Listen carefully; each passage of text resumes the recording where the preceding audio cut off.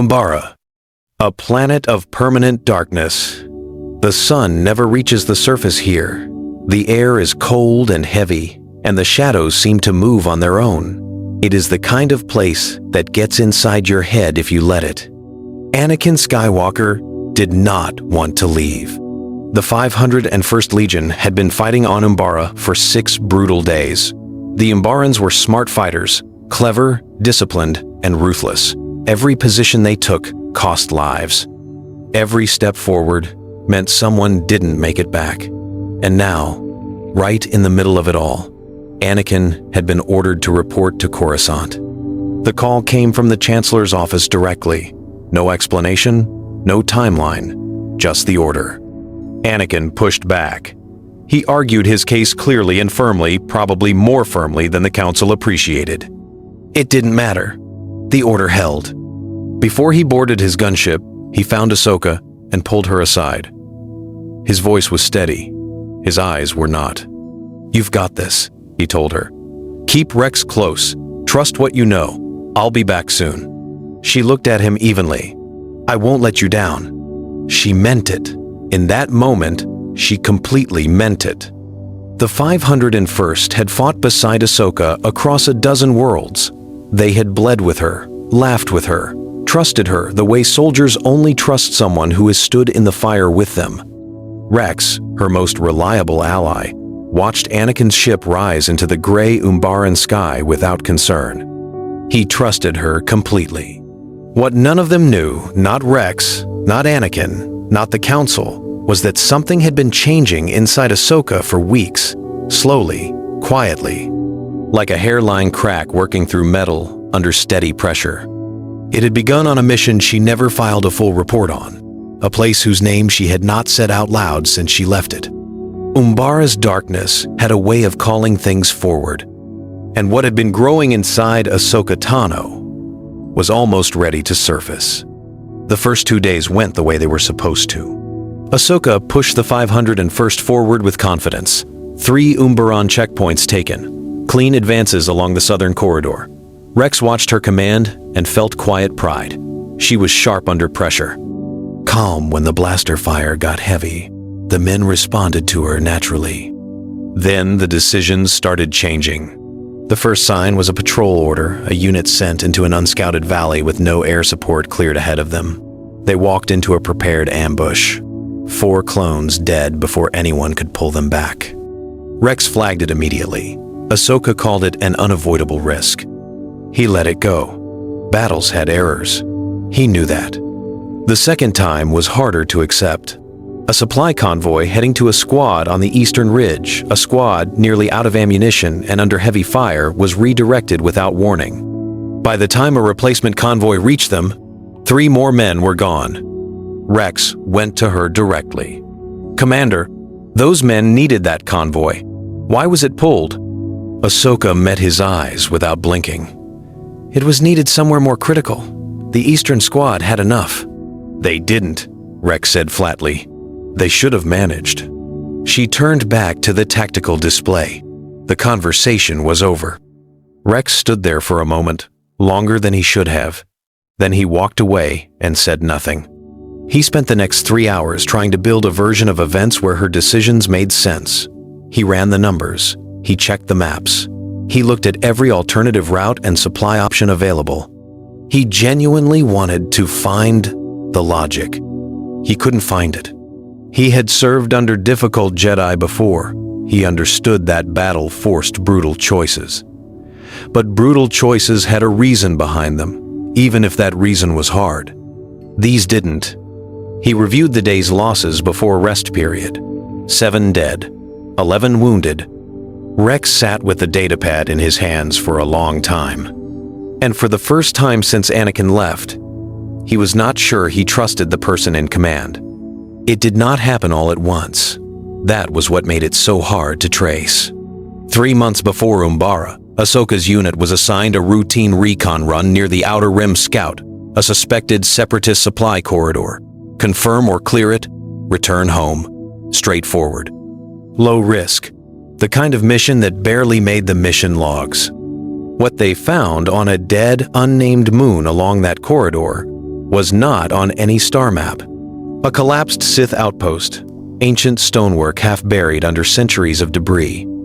And beneath it, unmistakable, pressing up through the rock like heat from underground, a dark side nexus. Ahsoka felt it the moment they landed.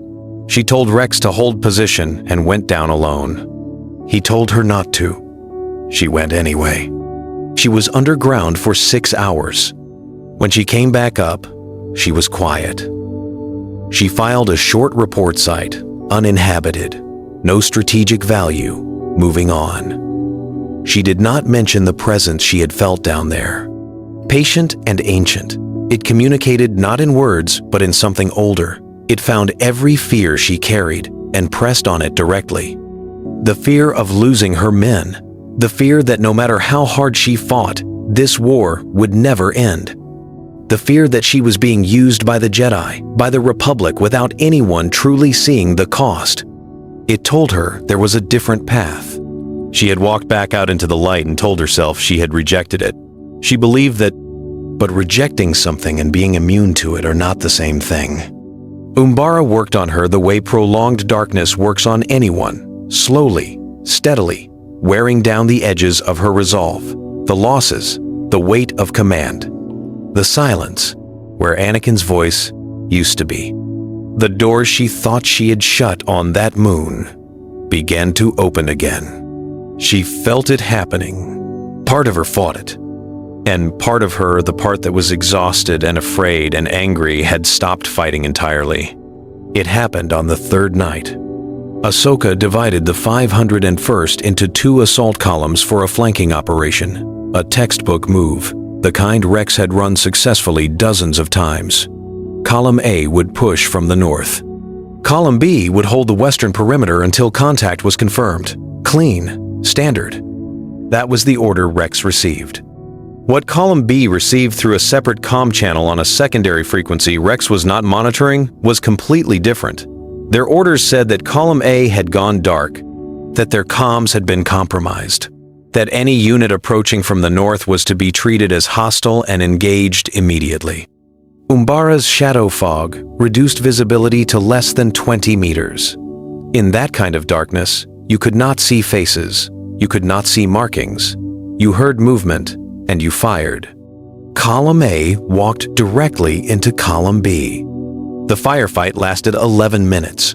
By the time someone screamed the right code word loud enough to cut through the shooting, 9 clones were dead. 14 more were wounded.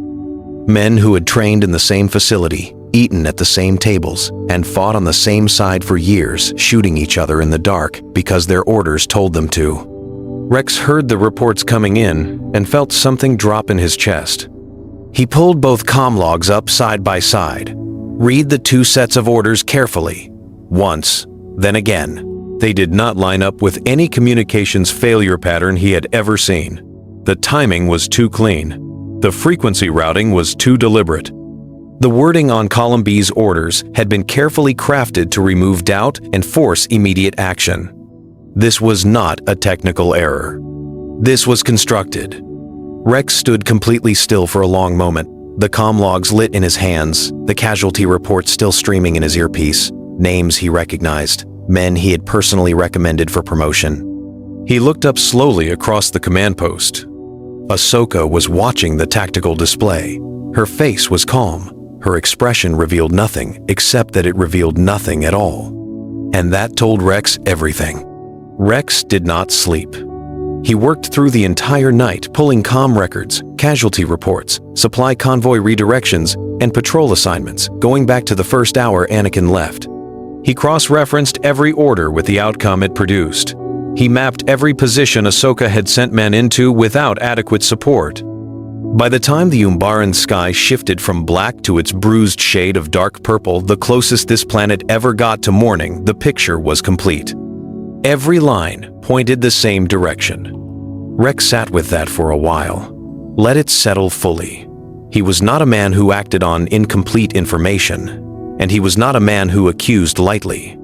He gave himself time to find the flaw in the evidence, the alternative reading that made this something other than what it looked like. There wasn't one. He found her at the camp's outer edge, facing the dark. He approached with his helmet in his hands, the way he always did when a conversation needed to be real. "I know what you did," he said quietly. She turned, and what Rex saw in her face stopped him cold. She did not look like someone caught. She did not look ashamed, or panicked, or defensive. She looked tired. Like a person who had been carrying something alone for far too long, and had simply run out of the energy to hide it anymore. "I know you do," she said. Rex had thought through a dozen versions of this conversation during the night. Denial, argument, threats. He had not thought through this. "Whatever this is, it doesn't end here, Ahsoka. We can reach Anakin. We can figure out what happened to you." "Don't," she said. One word, final. Rex held her gaze for a long moment. Then he reached for his comm. She moved first. A sharp, precise force push sent him off his feet and hard into the side of a transport vehicle. He hit the ground, looked up, and found her standing over him. He activated the emergency signal anyway. The order Rex gave next was the hardest of his life.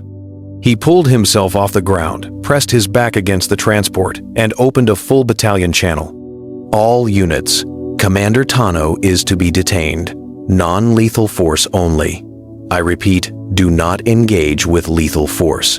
But she is to be brought in now." The silence that followed was not confusion. His men understood the order completely. That was exactly the problem. It took several seconds before anyone responded. The first voice through the comm was Kix, the medic who had watched Ahsoka sit with a dying trooper for 2 hours, just so he would not be alone at the end. "Say again, Captain?" "You heard me," Rex said. "Move." They moved, because Rex was their captain, because they were soldiers, because following orders under conditions you did not understand or want was sometimes exactly what being a soldier required. But when they found her, none of them moved quickly. Weapons up, but hands uncertain. Visors aimed at a face they had followed into some of the worst combat this war had produced. Ahsoka did not run. She stood in the open center of the camp and looked at them. Not through them, at them. One by one. As if she was making sure she remembered. For just a moment, something changed in her expression. A flicker of something soft and familiar, the version of her that remembered birthdays, between battles, that showed up early to training, to work with struggling troopers one-on-one, that laughed at the worst jokes because it made the men feel seen. Then it was gone. Her hand came up. A broad force wave scattered the front line of troopers across the ground. 3 hit hard. 1 did not get back up on his own. Rex came from the side with a stun baton, not a blaster. Even now, still trying to protect her from herself. She caught his arm, held it. Their faces were close. "I'm sorry, Rex," she said, and her voice sounded exactly like the Ahsoka he knew. Then she turned and ran into the dark. Anakin's gunship dropped through the Umbaran cloud cover, and he already knew something was badly wrong. He had received Rex's emergency signal in deep space and pushed the ship past its recommended speed for the entire journey. Now, descending through the planet's permanent gray dark, he could see the camp below overturned equipment, men moving in tight clusters, fires burning in places they should not be. He was off the ship before it fully landed. Rex met him at the perimeter. Rex said almost nothing. He simply handed Anakin a datapad, every comm log, every casualty breakdown, the 2 sets of orders sent on different frequencies, the timeline mapped out decision by decision from the moment Anakin left. Anakin read it in complete silence. Rex had seen Anakin Skywalker angry. He had seen him grieving, frustrated, reckless, and burning with the kind of emotion that most Jedi spent their whole lives trying to contain. He had never seen him look like this. Still, flat. Like a surface that has gone quiet because everything underneath it is under enormous pressure. "Where is she?" Anakin asked. "Southeast perimeter. She hasn't left the planet." He found her at the tree line, standing alone in the dark, both lightsabers unlit at her sides, waiting. She heard him approach and turned around. He stopped a few meters away and looked at her for a long time. She held his gaze, and in the space between them in the silence, everything passed through without needing to be said. Years of training, every mission, every argument, every close call, every moment one of them had reached back and pulled the other through. Snips. His voice was barely sound. Her jaw tightened. Don't! Whatever happened, I need you to tell me.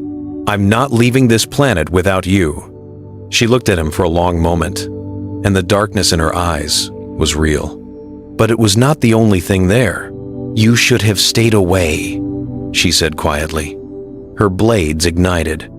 Ahsoka did not fight Anakin the way she had fought the clones.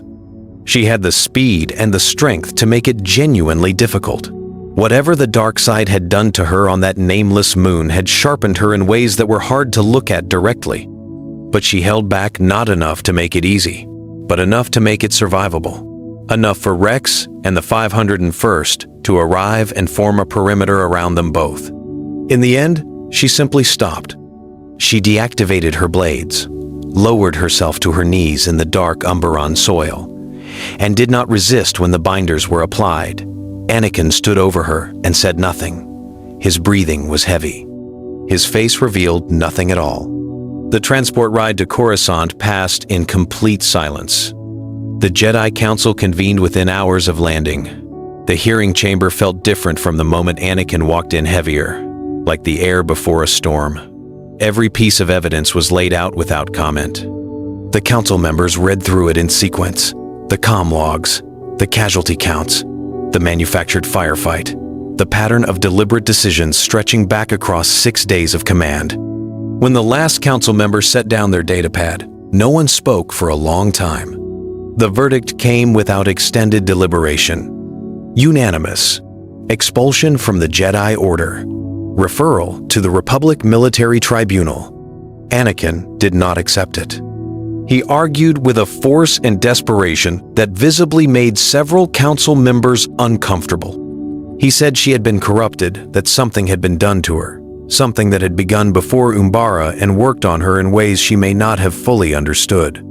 That casting her out permanently would end any chance of bringing her back.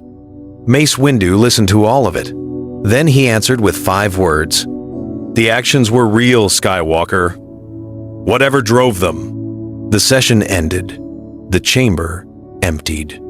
Anakin stood alone in the center of the room, surrounded by the institution he had devoted his life to, and felt something shift. Not anger, not yet. Something quieter and far more dangerous. A question he had buried for years had just pushed itself to the surface. And for the first time, he did not push it back down.